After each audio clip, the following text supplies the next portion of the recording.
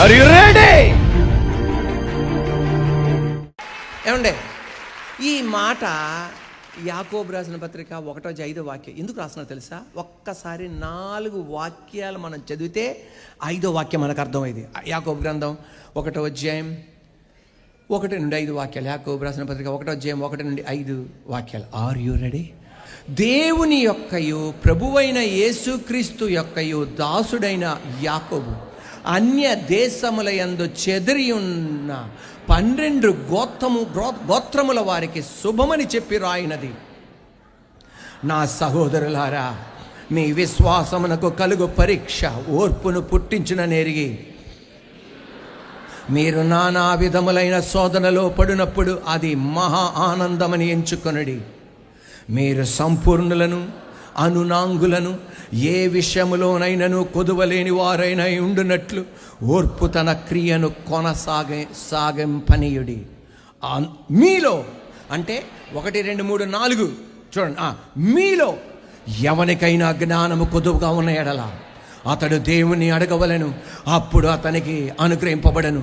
ఆయన ఎవరిని గద్దింపక అందరికీ ధారాళంగా దయచేవాడు. ఈ ఇశ్రాయేల్ దేశంలో ఉన్న 12 గోత్రం వాళ్ళు అంటే యేసయ్యని ఎరిగిన వాళ్ళు చెదిరిపోయారు. శ్రమలు వస్తున్నాయి, కష్టాలు వస్తున్నాయి, అర్థం కావట్లా. దేవుడేమో మనల్ని విడవని అంటున్నాడు, దేవుడేమో మనకు భద్రత ఇస్తా అంటున్నాడు, దేవుడేమో ఇశ్రాయేల్ని కాపాడేవాడు కొనుక్కుడు నిద్రపోడు అంటున్నాడు, యేసయ్య మనతో ఉంటున్నాను అంటున్నాడు. ఏంట్రా అన్న ఏమీ అర్థం కావట్లా. అలాంటప్పుడు ఏమన్నాడంటే, దేవుని జ్ఞానం అడగండి.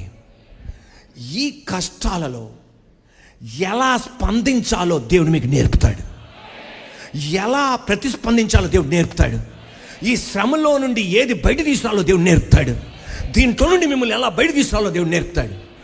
అప్పుడు అంటున్నాడు, మీలో జ్ఞానం లేకపోతే అడగండి, ఆ స్థితి నుండి బయట తీసుకురావడానికి దేవుడు సాయం చేస్తాడు.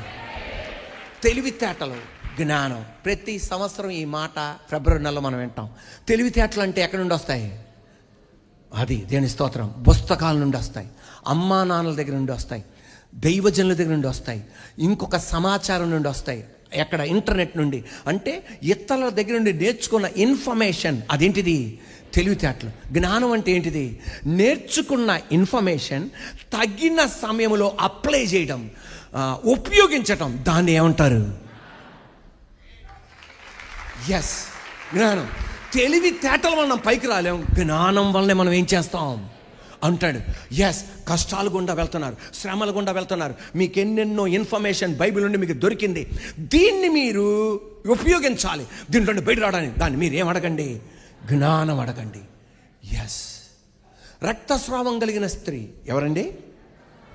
ఆమె విందే యేసయ్య నాకు ప్రార్థన చేస్తే ఏం కలిగిద్దని, యేసయ్య నన్ను ముడితే ఏం కలిగిద్దని, యేసయ్య నన్ను చూస్తే ఏం కలిగిద్దని, స్వస్థత కలిగిద్దని. మళ్ళా గమనించండి, ఆమె విందే 12 సంవత్సరాల నుండి రక్తస్రావం అనుభవిస్తున్న ఈ స్త్రీ, ఆమె విందే యేసయ్య చేయి నా మీద పడితే నాకేం కలిగిద్ది? స్వస్థత కలిగిద్ది. యేసయ్య నన్ను చూస్తే ఏం కలిగిద్ది? స్వస్థత కలిగిద్ది. యేసయ్య నా కోసం ప్రాణం చేస్తే ఏం కలిగిద్ది? స్వస్థత కలిగిద్ది. ఏంటిది అది? తెలివితేటలు. ఆమెకి ఎరిగిన తెలివితేటలు. కానీ ఇప్పుడు ఈమెకి రక్తస్రావం కలిగిన స్త్రీ గనక అప్పటి కాలంలో బయటికి రాకూడదు. బయటికి వస్తే ఏం చేస్తారు? రాళ్లతో కొట్టి చంపేస్తారు. ధర్మశాస్త్రం ఒప్పుకోదు. కానీ ఇప్పుడు యేసయ్య ఆమె ఇంటి ముందులో వెళ్తున్నాడు. మంచి అవకాశం ఇది. వదిలిపెట్టుకుంటే ఈ ఆపర్చునిటీ, ఈ అవకాశం వదిలిపెట్టుకుంటే ఇంకొకసారి దొరకదు. ఈమెకి తెలివితేటలు ఉన్నాయి, కానీ ఇప్పుడు ఏం కావాలి?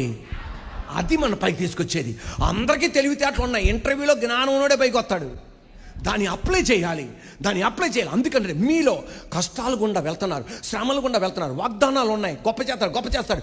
కానీ మీకు ఏం కావాలి? ఇప్పుడు దాంట్లో నుండి బయట రావడానికి ఏం కావాలి? జ్ఞానం. ఈ స్త్రీకి ఏముంది? తెలివితేటలు ఉన్నాయి, కానీ ఇప్పుడు ఏం కావాలి? యేసయ్య ఈమె దగ్గరికి రాడు, యేసయ్య ఈమె దగ్గర వచ్చి ప్రార్థన చేయడు. ఈమె బయటికి వెళ్తే చంపేస్తారు. ఇప్పుడు మీకు జ్ఞానం కావాలి. ఆ తెలివితేటలు ఎలా అప్లై చేసింది తెలుసా? యేసయ్య నన్ను చూస్తే స్వస్థత, అది తెలివితేటలు. యేసయ్య నా కోసం ప్రార్థన చేస్తే నాకు స్వస్థత, అది తెలివితేటలు. యేసయ్య నన్ను ముడితే స్వస్థత. ఏమనుకుంది? ఆయన నన్ను ముడితేనే స్వస్థత, నేనేళ్ళు ముడితే ఏమైపోయింది? ఏంటిది అది? అది అప్లై. నేనేళ్ళు ముట్టాలి, ఎస్, అది జ్ఞానం. వెళ్ళి ముట్టింది స్వస్థత.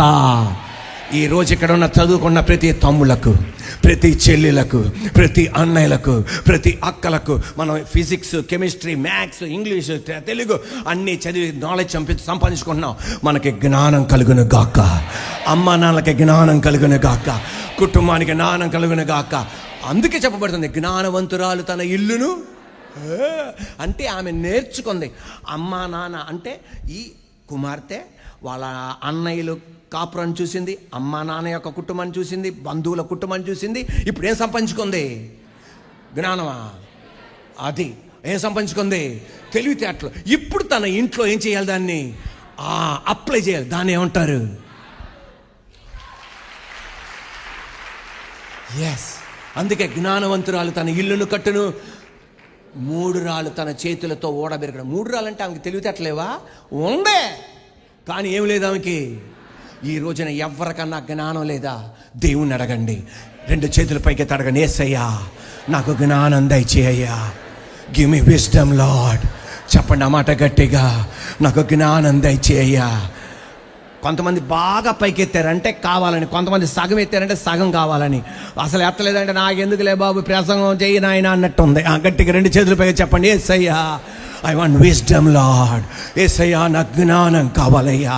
ఆ మాట గట్టి చెప్పండి, యేసయ్యా నాకు జ్ఞానం కావాలి నాయన. నువ్వు వెళ్తున్న ఆర్థిక ఇబ్బంది నుండి బయటికి రావడానికి, నువ్వు వెళ్తున్న కష్టాల నుండి బయటికి రావడానికి, నువ్వు వెళ్తున్న ఇబ్బంది నుండి బయటికి రావడానికి, మీ అత్తయ్య గారితో ఉండడానికి, నీ కోడలతో ఉండడానికి, మీ మామగారితో ఉండడానికి, నీ భర్తతో ఉండడానికి, నీ భార్యతో ఉండడానికి, విశ్వాసులతో ఉండడానికి, సంఘ విశ్వాసులతో ఉండడానికి, దైవజనులతో ఉండడానికి, నీ కుటుంబం ఐకమత్యంగా ఉండడానికి నీకు జ్ఞానం కావాలి. నువ్వు నెక్స్ట్ లెవెల్కి వెళ్ళడానికి నీకు జ్ఞానం కావాలి. యేసయ్యా నాకు జ్ఞానం దయచేయ్యా. ఆ మాట గట్టిగా చెప్పండి, నోరు తెరిచి. చుట్టూ ఉన్న ఒక 100 మంది కన్నా వినబడాలి ఆ మాట. Yes yes yes yes. ఒకసారి కళ్ళు తెరిచి చెప్తారా? అందరూ కళ్ళు తెరిచి చెప్తారా? నాకు మీరు నిద్రపోతున్నారా లేకపోతే లేచారు నాకు అర్థం కావట్లేదు. అందుకని కొంతమంది చేతులెత్తి నిద్రపోగలరు, మాట్లాడుతూ నిద్రపోగలరు. అందువలన గట్టిగా నోరు తెరిచి చెప్పండి, యేసయ్యా నాకు జ్ఞానం దయచేయండి ఆయన. Lord give me wisdom. యేసయ్య అన్నాడు, I will give wisdom to all the men who ask me. Women అందరికీ ఇస్తాడు యేసయ్యా. యేసయ్యా అబ్బా సరిపోలా, జ్ఞానం దయచేయండి ఆయన. Are you ready? యేసు నామములో మనందరికీ జ్ఞానం ఇచ్చాడు. అప్పుడు సొలొమోనుకి ఒకటికే ఇచ్చాడు, ఇప్పుడు అందరికి ఇచ్చాడు. ఎస్. ఈ రోజు నీ లైఫ్ ఒక డిఫరెంట్గా ఉండబోతుంది. ఎందుకు చెప్పాను? చాలా జరగబోతుంది. ఆమె తన సేవకుని మాటను, తన కుమారుడి మాటను రోజు రూఢీపరుస్తాడు. జ్ఞానం కావాలి, బ్యాలెన్స్డ్ లైఫ్. ఎస్. శాంసన్ శత్రువుల మీద మామూలు విజయం కాదండి, అసలు గేట్లను కూడా ఓడబెరికేస్తాడండి. కానీ స్త్రీ విషయంలో ఆయన సక్సెస్ఫుల్ కాదు. ఏంటిది? బ్యాలెన్స్డ్ లైఫ్ కాదు, సమతుల్యమైన జీవితం కాదు. అందువలన జీవితం మధ్యలోనే ముగించుకోవాల్సి వచ్చింది. చాలా వేదనగా ముగించాడు. ఎస్, మరణించే సమయంలో మా బతికున్న కాలంలో కన్నా మరణించే సమయంలో ఎక్కువ చేశాడు, కానీ చాలా వేదనకరంగా ముగించాడు. దేవుడు అలా ఎక్స్పెక్ట్ చేయలే. బ్యాలెన్స్ లైఫ్ జీవించాల. ఇస్సాకు బ్యాలెన్స్ లైఫ్ చేశాడు. ఒక పక్కన ఆత్మీయత కాపాడుకున్నాడు, ఇంకొక పక్కన తల్లిదండ్రులకు విధేయత చూపెట్టాడు. A life? Balance life.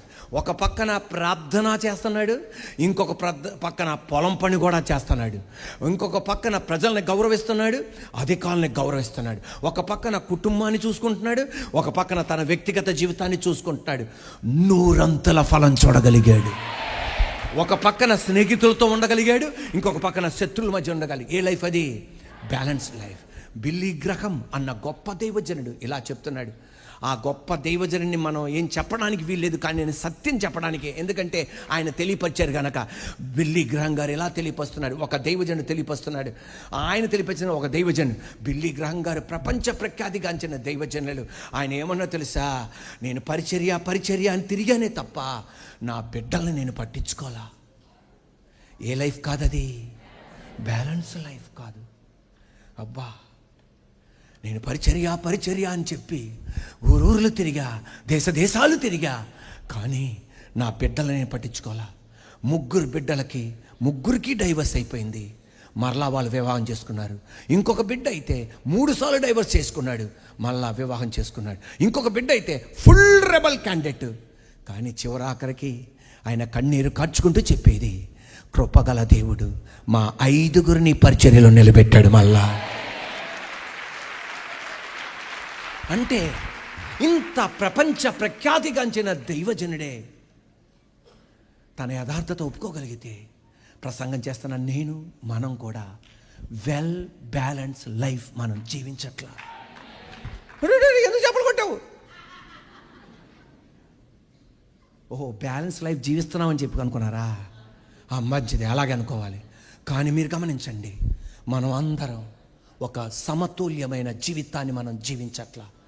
దేవుడు అనేది, నేను జ్ఞానమందును వయస్సునందును దేవుని దయందును మనుషుల దయందును నేను వర్ధిల్లగలిగితే మీరు వర్ధిల్లగలరు.